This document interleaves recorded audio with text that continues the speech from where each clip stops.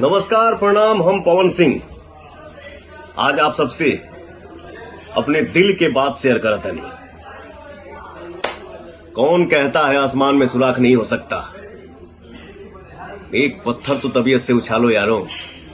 हमारे बड़े भैया भारतीय जनता पार्टी के राष्ट्रीय प्रवक्ता और पूर्व केंद्रीय मंत्री सैयद शहनवाज हुसैन जी ने जब से बिहार के उद्योग मंत्री पद की जिम्मेदारी को संभाले हैं, तब से बिहार में उद्योग की एक अलग ही चर्चा है। बिहार में बड़े बड़े उद्योग लग रहे हैं। बिहार के बारे में निवेशकों की राय बदली है। तो मेरी पूरी शुभकामनाएं भैया के साथ है।